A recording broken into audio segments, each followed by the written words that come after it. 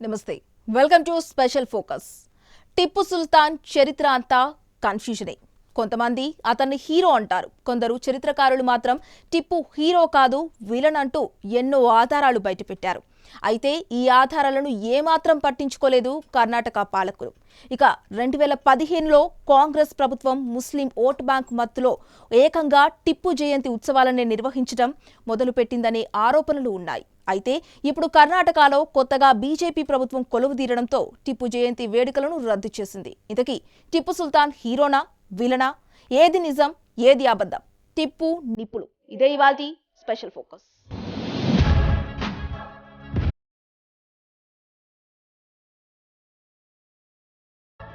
కర్ణాటకలో యడియూరప్ప సారథ్యంలో ఏర్పాటైన బీజేపీ ప్రభుత్వం అప్పుడే తనదైన శైలిలో నిర్ణయాలు తీసుకుంటోంది. ఇందులో భాగంగా రాష్ట్రంలో టిప్పు సుల్తాన్ జయంతి ఉత్సవాలను రద్దు చేస్తున్నట్లు ప్రకటించింది. ఈ మేరకు కన్నడ సాంస్కృతిక శాఖలకు ప్రభుత్వం స్పష్టమైన ఆదేశాలు జారీ చేసింది.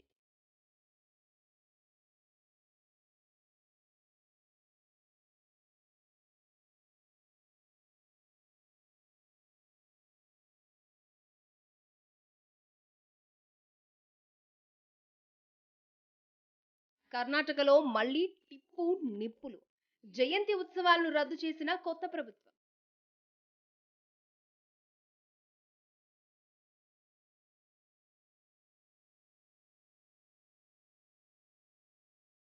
2015లో టిప్పు జయంతి వేడుకలను ప్రారంభించిన ఆనాటి కాంగ్రెస్ ప్రభుత్వం సిద్ధరామయ్య హయాం నుంచి వేడుకలను వ్యతిరేకిస్తూ వచ్చిన బీజేపీ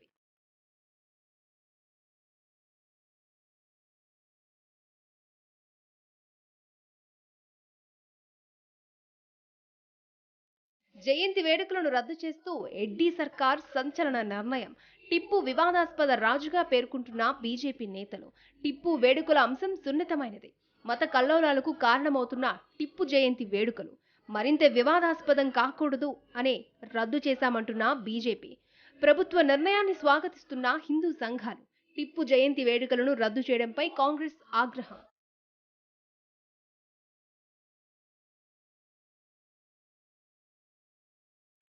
కర్ణాటకలో కొలువుదీరిన బీజేపీ సర్కార్ అప్పుడే speed పెంచేసింది.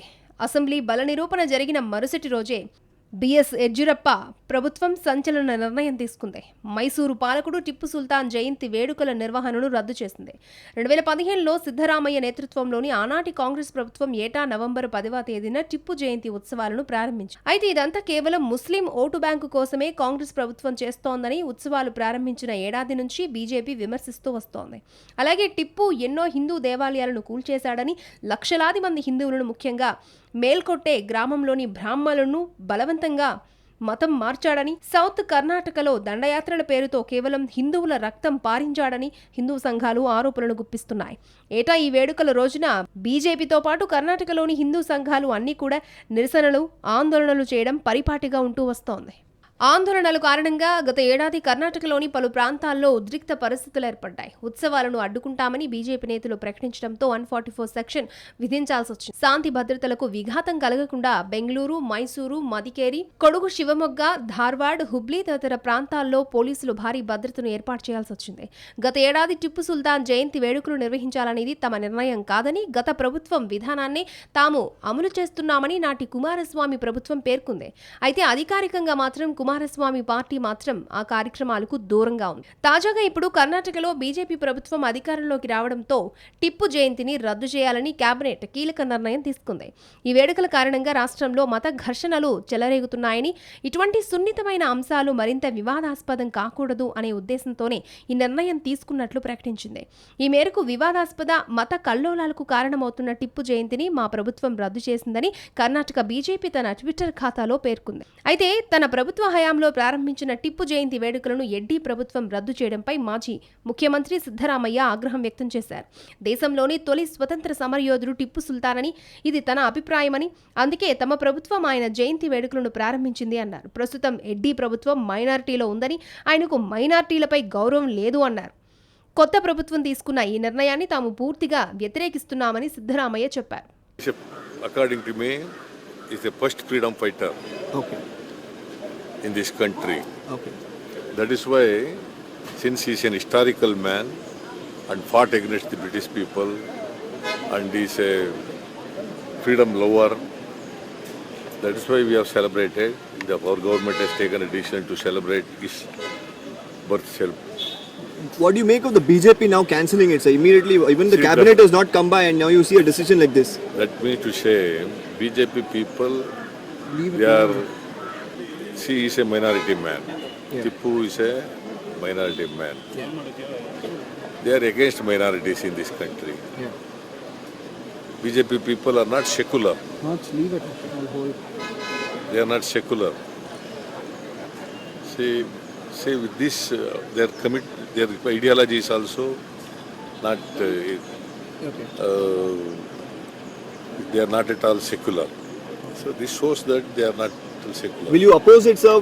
Will you also protest? 100% I oppose it.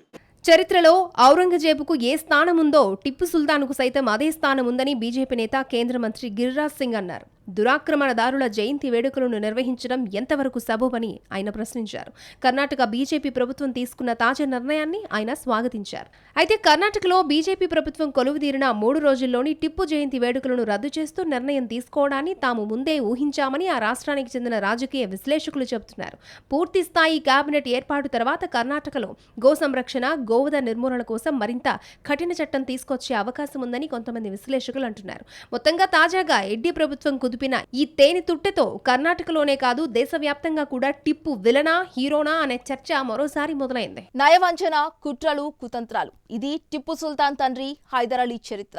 బతుకుదెరువు చూపిన ఇంటికే కన్నం వేసిన ఘనుడు హైదర్ అలీ.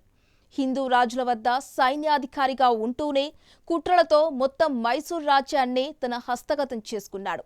ఇక హైదర్ అలీ కంటే దుర్మార్గుడు టిప్పు సుల్తాన్ అని కొందరు చరిత్రకారులు చెబుతుంటారు.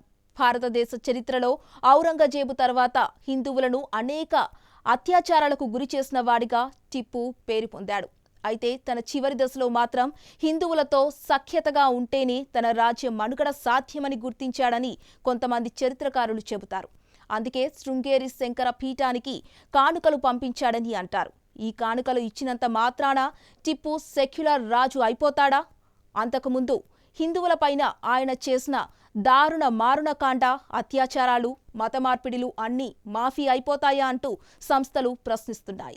అది 1747 సంవత్సరం. ఇరాన్ పాలకుడు మహాక్రూరుడైన నాదిర్ షా మరణించాడు. అతని ముఖ్య సైన్యాధికారుల్లో అబ్దాలీ తెగకు చెందిన అహ్మద్ తనను తాను ఆఫ్ఘనిస్తాన్కు పాలకుడిగా ప్రకటించుకున్నాడు. కాబూల్, కాందహార్ ఆక్రమించి పేషావర్ మీదుగా ఆనాటి భారత భూభాగాలైన లాహార్, సర్హింద్ ప్రాంతాలపై ఆక్రమించి అదే పనిగా 1749, 1752, 1755, 1761 సంవత్సరాల్లో వరుసగా ఉత్తర భారతంపై దండయాత్రలు చేశాడు. చివరకు మొఘల్ రాజు రెండో షా ఆలం కూడా భయపడి చేతులు ఎత్తేశాడు. విదేశీ దురాక్రమదారుడైన అబ్దాలీని ఎదుర్కొనేందుకు దక్షిణ భారతంలో శక్తివంతులైన వీరులుగా పేరు పొందిన హిందువులైన మరాఠాలను ఆశ్రయించాడు. యుద్ధంలో విజయానికి చేరువైన మరాఠా సైన్యం కొన్ని స్వీయ తప్పిదాల కారణంగా చివరకు ఓటమి చవిచూశారు. ఇటు దక్షిణ భారతంలో మరాఠాల సైనిక శక్తికి భయపడి అనేక మంది ముస్లిం సైన్యాధికారులు కుక్కిన పేనుల్లా పడి ఉన్నారు. 1761లో మూడో పానిపట్టు యుద్ధంలో మరాఠాలు ఓడిపోవడంతో ఈ ముస్లిం సైన్యాధికారులు అందరూ తమ కుట్రలను అమలు చేయడం మొదలుపెట్టారు. అలా కుట్రలు మొదలుపెట్టి మైసూర్ హిందూ రాజ్యాన్ని తన హస్తగతం చేసుకున్నాడు హైదర్ అలీ. ఇతనే టిప్పు సుల్తాన్ తండ్రి. ఈ హైదర్ అలీ పూర్వీకులు భారతీయులు కాదు, బతుకుదెరువు కోసం మన దేశానికి వచ్చిన వారే. అంతేకాదు వీరి పూర్వీకుల గురించి కూడా అనేక వాదనలు ఉన్నాయి. హైదర్ అలీ తాత పర్షియా నుంచి భారత్కు వలస వచ్చాడని అంటారు. ఇతని పూర్వీకులు ఇప్పటి ఆఫ్ఘనిస్తాన్ ప్రాంతానికి చెందిన వారిగా చెబుతుంటారు మరికొంతమంది చరిత్రకారులు. మరొక ఆధారం ప్రకారం హైదర్ అలీ తనను తాను స్వయంగా అరబ్ ఖురేష్ తెగకు చెందినవాడిగా పేర్కొన్నాడని చెబుతుంటారు. ఎటు చూసినా కర్ణాటక ప్రభుత్వం ఉత్సవాలు నిర్వహిస్తున్న టిప్పు పూర్వీకులు ఈ భారత భూమి వాసులు కారన్నది నిజం. అంతేకాదు హైదర్ అలీకి మరో పేరు హైదర్ నాయక్. హైదర్ తండ్రి ఫతే మహమ్మద్ మైసూర్ హిందూ రాజుల సైన్యంలో పనిచేశాడు. ఆయన సేవకు గుర్తుగా వడయార్ రాజులు బుదికోటను జాగీరును ప్రదానం చేశారు. అక్కడే నాయక్ పనిచేశాడు.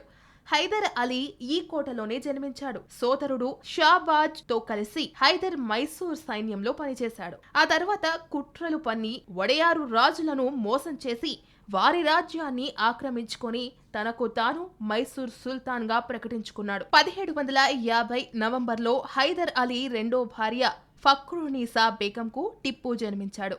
అయితే కొంతమంది టిప్పు నవంబర్ 10వ తేదీన జన్మించాడని, మరికొంతమంది 20వ తేదీన జన్మించాడని అంటారు. వ్యాపారం పేరుతో మన దేశంలో తిష్టవేసిన ఫ్రెంచ్ వారితో స్నేహం కట్టాడు టిప్పు. హైదర్ అలీ కూడా ఫ్రెంచ్ వారితో సఖ్యతగా మెలిగాడు. 1782లో బ్రిటిష్ వారితో జరిగిన రెండో మైసూర్ యుద్ధంలో తన తండ్రితో కలిసి టిప్పు పాల్గొన్నాడు. ఈ యుద్ధంలో బ్రిటిష్ వారిపై హైదర్ అలీ పైచేయి సాధించాడు. ఆ తర్వాత కొంతకాలానికే హైదర్ అలీ మరణించాడు. ఆ తర్వాత మైసూర్ సంస్థానానికి టిప్పు సుల్తాన్ అయ్యాడు. అధికారంలోకి రాగానే తన మైసూర్ రాజ్యానికి మూల పురుషుడైన వడియారు రాజు పేరును తొలగించాడు. దక్షిణ భారతాన్ని మొత్తం ఇస్లాంమయంగా చేయాలని కలలు కన్నాడు. ముఖ్యంగా ఆనాటి దక్షిణ భారతంలోని కేరళ ట్రావెన్కోర్ సంస్థానంపై కన్నేశాడు. ట్రావెన్కోర్ సంస్థానం సుపన్నమైనది. నిండు కొలువులో తన రాజ్యంలోని కాఫిర్లు అందరూ ముస్లింలుగా మారిపోవాలని హుకుం జారీ చేశాడు. ఆ రోజుల్లో ముస్లింలు అందరూ హిందువులను కాఫిర్లుగా పిలిచేవారు. టిప్పు ఆదేశంతో సైనికులు రెచ్చిపోయారు. కనిపించిన హిందూ కుటుంబాలను నరకయాతనలకు గురిచేశారు. లూయిస్ రైస్ అనే బ్రిటిష్ చరిత్రకారుడు రాసిన history of Mysore and Coorg అనే పుస్తకంలో టిప్పు సుల్తాన్ అరాచకాలను వర్ణించాడు. తన రాజ్యంలో టిప్పు సుల్తాన్ హిందూ దేవాలయాలను ధ్వంసం చేయడమే కాకుండా అనేక మందిని ఎలా ముస్లింలుగా మార్చింది వివరించాడు. దాంతో చాలా మంది హిందువులు తమ ధర్మాన్ని, మానాన్ని కాపాడుకునేందుకు మైసూర్ రాజ్యాన్ని వదిలి ఇతర ప్రాంతాలకు వలసపోయారు. మన దేశంలో అసలు చరిత్రను విదేశీ పాలకులు, కుహానా సెక్యులర్ మేధావులు తప్పుదోవ పట్టించారు. పాఠ్య పుస్తకాల్లో అసలైన జాతీయ హీరోలను ఇప్పటికీ విలన్లుగా చూపెడుతున్నారు. అదే సమయంలో ఎన్నో దురాఘాతాలకు పాల్పడిన టిప్పు సుల్తాన్ లాంటి వారిని మాత్రం వీరులుగా అభివర్ణిస్తున్నారు. తాను రాజ్యంలోకి వచ్చిన రోజు నుంచే హిందువులను ముస్లింలుగా మార్చేందుకు సిద్ధం కావాలని ఆజ్ఞలు జారీ చేసిన టిప్పును కొంతమంది కుహానా మేధావులు సెక్యులర్ ది గ్రేట్ ప్రచారం చేస్తున్నారని జాతీయవాద చరిత్రకారులు ఆరోపిస్తున్నారు. భారతదేశ చరిత్రలో అత్యంత క్రూరుడైన చక్రవర్తిగా పేరుపడినవాడు ఔరంగజేబు. హిందువులను ఎన్నో అత్యాచారాలకు గురిచేశాడు. హిందువుల ఆచారాలపై, వారి ఆరాధన స్థలాలు, పవిత్ర దేవాలయాలను సైతం విధ్వంసం చేశాడు. అంతేకాదు, దేశంలోని కోట్లాది మంది హిందువులు పరమ పవిత్రంగా భావించే కాశీ విశ్వనాథ ఆలయం, మధురలోని శ్రీకృష్ణుడి జన్మస్థానంలోని దేవాలయాలన్నీ ఈ దుర్మార్గుడే ధ్వంసం చేయించాడు. అంతేకాదు, పవిత్ర త్రివేణి సంగమ క్షేత్రమైన ప్రయాగరాజ్ లోని వేలాది సంవత్సరాల నుంచి హిందువులు ఆరాధిస్తూ వస్తున్న ఒక వృక్షాన్ని సైతం వేళ్లతో సహా పెకిలించి వేశాడు. ఔరంగజేబు మరణం తర్వాత ఆ బాధ్యతను దక్షిణ భారతంలో టిప్పు సుల్తాన్ తీసుకున్నాడా అన్నట్లుగా హిందూ దేవాలయాలపైన అతని విధ్వంసకాండ కొనసాగింది. ఔరంగజేబు సుమారుగా తన 50 ఏళ్ల పాలనలో హిందువులను తీవ్ర అణిచివేతలకు గురిచేశాడు. ఇక టిప్పు సుల్తాన్ అయితే ఈ విషయంలో ఔరంగజేబును సైతం మించిపోయాడు. టిప్పు సుల్తాన్ పాలించింది 17 సంవత్సరాలే అయినా అతడు హిందువులపై చేసిన దురాగతాలు మాత్రం ఔరంగజేబుకు ఏ మాత్రం తీసిపో. హిందువుల సంప్రదాయాలపైన, పుణ్యక్షేత్రాలపైన, హిందూ స్త్రీలపైన అతడి దురాగతాలు కొనసాగాయి. లూయిస్ రైస్ అనే బ్రిటిష్ చరిత్రకారుడైతే టిప్పు సుల్తాన్ చనిపోయే నాటికి అతని మైసూర్ రాజ్యంలో కేవలం 2 దేవాలయాలు మాత్రమే మిగిలాయని తన హిస్టరీ ఆఫ్ మైసూర్ అండ్ కూర్గులో రాశాడు. అవి కూడా మైసూరు దగ్గరలోని శ్రీరంగపట్టణం కోటలోనివే. టిప్పు సుల్తాన్ ముస్లిం అయినా జాతకాలపై మాత్రం బాగా నమ్మకం ఉండేది. తన జాతకాన్ని ఎప్పటికప్పుడు పరిశీలించి తన మంచి చెడులు చెప్పే జ్యోతిష్యుల సంతృప్తి కోసమే ఈ 2 దేవాలయాలను మిగిలించాడని అంటారు. తాను ధ్వంసం చేసిన మిగతా హిందూ దేవాలయాల ఆస్తులన్నింటినీ 1790కి ముందే స్వాధీనం చేసుకున్నాడు. బ్రిటిష్ వారి కాలంలో మలబార్కు కలెక్టర్గా పనిచేసిన విలియం లోగాన్ అనే అతను మలబారులో టిప్పు సుల్తాన్ హిందూ దేవాలయాలను మసీదులుగా మార్చిన వైనాన్ని మలబారు మాన్యువల్లో పేర్కొన్నారు. అంతేకాదు లూయిస్ బి బౌరీ అనే చరిత్రకారుడు అయితే తన మలబారు దండయాత్రలో టిప్పు సుల్తాన్ ఆడవారిని, పసి పిల్లల్ని కూడా వదలకుండా చిత్రవధ చేశాడని తెలిపాడు. అలాగే టిప్పు సుల్తాన్ పన్నుల పేరుతో హిందువులను ఏ విధంగా దోచుకున్నది ఎంహెచ్ గోపాల్ అనే చరిత్రకారుడు టిప్పు సుల్తాన్స్ మైసూర్ అండ్ ఎకనామిక్ హిస్టరీలో తెలిపాడు. ఇంటి పన్నులు, పంటలు ఇంకా ఇతర వాడుక పన్నుల నుంచి ముస్లింలకు స్పెషల్ మినహాయింపులు ఇచ్చాడు. హిందువుల నుంచి మాత్రం పన్నులు వసూలు చేసేవాడు. ఈ విషయాన్ని మన కుహానా సెక్యులర్ చరిత్రకారులు ఎక్కడా చెప్పరు. ఇది టిప్పు మార్క్ పరమత సహనం. ఇక తన రాజ్యంలో అప్పటికే మతం మారిన క్రైస్తవులు ఇంకా ఇతర దేశాల నుంచి వచ్చి స్థిరపడిన క్రైస్తవులను తన రాజ్యం నుంచి వెళ్లగొట్టి వాళ్ల ఆస్తులు స్వాధీనం చేసుకున్నాడనే విమర్శలు ఉన్నాయి. ఇక తన రాజ్యంలో ముస్లింలుగా మతం మారేవారికి ఎన్నో పథకాలను, తాయిలాలను ఆశలుగా చూపించేవాడు. తన రాజ్యంలో హిందువులు అధిక సంఖ్యాలుగా ఉన్నా కూడా ముస్లింలకే ప్రాధాన్యం ఇచ్చేవాడు. ప్రభుత్వ పదవుల్లో ఉన్న హిందువులందరినీ దాదాపుగా తొలగించాడని అంటారు. ముఖ్య పదవులను ముస్లింలకు కట్టబెట్టాడు. ఒక్క దివాన్ పదవిని మాత్రం తన తండ్రి కోరిక మేరకు పున్నయ్యకు కట్టబెట్టాడు. అది కూడా తన అవసరం దృష్ట్యా ఆ పదవిలో కొనసాగించాడని కొంతమంది చరిత్రకారుల మాట. అంతేకాదు తన రాజ్యంలో మాట్లాడే కన్నడ, మరాఠీ భాషలను కాదని తన ప్రభుత్వంలో అన్ని రకాల లెక్కలు, ప్రత్యుత్తరాలు పర్షియన్ భాషలోనే నమోదు చేయాలని టిప్పు సుల్తాన్ ఆదేశించాడు. టిప్పు కంటే ముందు ప్రభుత్వపరమైన ఈ గణాంకాలన్నింటినీ కన్నడ భాషలో నమోదు చేశారు. ఆ తర్వాత ఈ వివరాలను మరాఠీ భాషలోకి అనువాదం చేశారు. టిప్పు సుల్తాన్ పాలనలో అత్యంత భయంకరమైనది, క్రూరమైనది మలబార్పై ఆయన జరిపిన దాడి. టిప్పు సాగించిన దమనకాండలో హిందువుల రక్తం ఏరులై ప్రవహించిందని స్వయంగా వామపక్ష రచయిత, కేరళ వాసి అయిన ఫణిక్కరే తెలిపాడు. విలియం లోగాన్ అనే ఆంగ్లేయుడు మలబారులో టిప్పు సుల్తాన్ నేలమట్టం చేసిన దేవాలయ వివరాలను తన మలబారు మాన్యువల్లో వివరంగా పేర్కొన్నాడు. మలబార్ దాడి తర్వాత తాను అక్కడ సాగించిన నరమేధాన్ని తనకు అత్యంత విశ్వాసపాత్రుడైన బద్రుజ్ జుమాన్ ఖాన్కు లేఖ కూడా రాశాడు టిప్పు.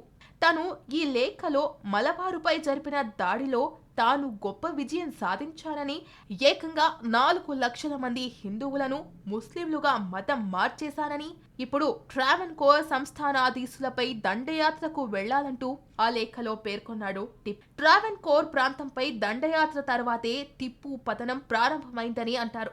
ఈ దండయాత్రే 1792లో మూడో ఆంగ్లో మైసూర్ యుద్ధానికి కారణమైంది. 1792లో శ్రీరంగపట్నం యుద్ధంలో జరిగిన పరాభవం అతని స్థైర్యాన్ని పూర్తిగా దెబ్బతీసిందని అంటారు. ఈ యుద్ధంలో పెద్ద మొత్తంలో ధనంతో పాటు తన రాజ్యంలో సగం భాగాన్ని కోల్పోయాడు. దక్షిణ భారత సుల్తాన్ కావాలని కలలుగన్న టిప్పు ఒక దశలో భారత్పై దండయాత్ర చేయాలని ఇరాన్, ఆఫ్ఘనిస్తాన్ పాలకులకు లేఖలు కూడా రాశాడు. అటు భారత్లో బ్రిటిష్ వారికి వ్యతిరేకంగా తనకు సాయంగా ఫ్రెంచ్ సైన్యాలను పంపాలని కూడా లేఖలు రాశాడు. టిప్పు సుల్తాన్లో మార్పునకు కారణం మరాఠాలేనని కొందరు చరిత్రకారులు చెబుతారు. టిప్పు రాజ్యంపై వారి కత్తివేటు పడిన తర్వాతే అతని గర్వభంగం అయిందని అంటారు. ఆ తర్వాత తన రాజ్యంలో అధిక సంఖ్యాకులైన హిందువులతో సఖ్యతగా ఉంటేనే తన రాజ్యం మనుగడ సాధ్యమనే విషయం అతనికి అవగతమైందని చెబుతారు. అందుకే ఆయన శృంగేరి శంకరాచార్యులతో సత్సంబంధాలను నెలకొల్పుకున్నారని కొంతమంది చరిత్రకారుల అభిప్రాయం.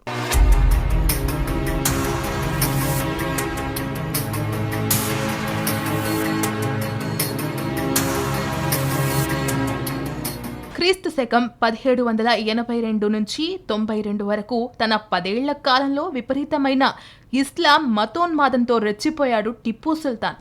మరాఠాల చేతికి చిక్కిన తర్వాత అతని గర్వమంతా అణిగిపోయింది. అటు మరాఠాలకు ఇటు బ్రిటిష్ వారికి సంధి షరతుల ప్రకారం హిందువుల నుంచి దోచుకున్న సొమ్మునంతా అప్పగించాల్సి వచ్చింది. తన రాజ్యంలో అధిక సంఖ్యాకులైన హిందువుల విశ్వాసాన్ని చూరగొనాల్సిన ఆవశ్యకత ఏర్పడింది.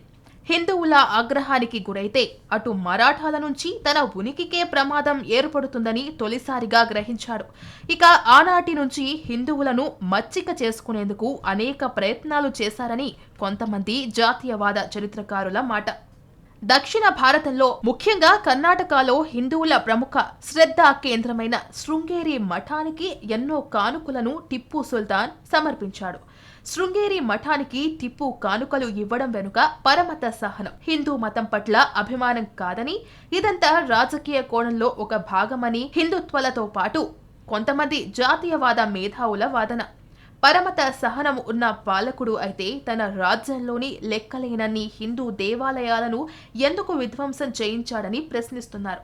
అంతేకాదు, ఎందుకు లక్షల సంఖ్యలో హిందువులను మతం మార్చాడు? అంతేకాదు, తన రహస్య లేఖలలో టిప్పు సుల్తాన్ హిందువులను కాఫీర్లుగా సంబోధించేవాడు. టిప్పు సుల్తాన్ బ్రిటిష్ వారికి ఎదురు తిరిగింది దేశభక్తితో కాదని, దక్షిణ భారతదేశానికి తానే చక్రవర్తి కావాలని యుద్ధాలు చేశాడని జాతీయవాదులు అంటారు. అంతేకాదు, నిజానికి టిప్పు తన రాజ్యంగా ప్రకటించుకున్న మైసూర్ హిందూ రాజ్యాన్ని ఒకప్పుడు టిప్పు తండ్రి హైదర్ అలీ నమ్మక ద్రోహంతో హస్తగతం చేసుకున్నదే. టిప్పు సుల్తాన్లో నిజంగా పరమత సహనం ఉంటే ఎందుకు హిందూ పేర్లతో ఉన్న తన రాజ్యంలోని ప్రాంతాలకు ముస్లిం పేర్లు పెట్టాడని కొంతమంది జాతీయవాద చరిత్రకారులు ప్రశ్నలు లేవనెత్తుతున్నారు. మంగళూరును టిప్పు జలాలాబాద్ గాను, కాన్ననోరే కణ్వపురాన్ని కుసనాబాద్ గా, బేపూర్ను సుల్తాన పట్టణంగాను, మైసూరును నజారాబాద్ గా, రత్నగిరిని ముస్తాఫాబాద్ గా, దిండిగుల్ను ఖలికాబాద్ గా, కాలికట్ను ఇస్లామాబాద్ గా మార్చేశాడు. టిప్పు మరణించాకే ఈ ప్రాంతాల అసలు పేర్లు తిరిగి వాడుకలోకి వచ్చాయి. అలాగే రాజావర్మ అనే చరిత్రకారుడు తన history of Sanskrit in Kerala గ్రంథంలో టిప్పు హిందూ దేవాలయాల మీద చేసిన దాడిని గురించి చెబుతూ గజని మహమ్మద్ కన్నా క్రూరుడిగా టిప్పును అభివర్ణించాడు. కోజికోడ్లోని తాలి, తిరువన్నూర్, వరత్కల్, పుతూర్, గోవిందాపురం, తలిక్కున్ను దేవాలయాల్ని టిప్పు ధ్వంసం చేయించాడు. తర్వాత కాలంలో అటు బ్రిటిష్ వారితో ఇటు మరాఠాలతో ఓటమితో తప్పనిసరి పరిస్థితుల్లో హిందువుల పట్ల ఔదార్యం ప్రదర్శించినట్లు నటించాడని అంటారు. టిప్పు ముందు నుంచి కూడా ఇస్లాం మతోన్మాదేనని కొంతమంది మేధావులు చెబుతుంటారు. అంతేకాదు, టిప్పు సుల్తాన్ జన్మదినంగా నవంబర్ 10వ తేదీన కాంగ్రెస్ వాదులు చేస్తున్న జయంతి ఉత్సవాలను వెనుక కుట్రకోణం ఉందనే అనుమానాలు వ్యక్తమవుతున్నాయి. చారిత్రకంగా టిప్పు పాలనలో అదే నవంబర్ 10న కర్ణాటకలోని కూర్గులో నివసించే మేల్కోటే అయ్యంగార్లను టిప్పు సుల్తాన్ దారుణంగా వధించాడని అంటారు. తాను మలబారుకు చెందిన నాయర్ల కుటుంబాలను మతం మార్చింది, వారిని సమూలంగా నిర్మూలించాలని చూసిన వైనాన్ని వివరాలతో స్వయంగా టిప్పుయే లేఖ రూపంలో తన పేర గ్రంథం రూపంలో రాసుకున్నాడు.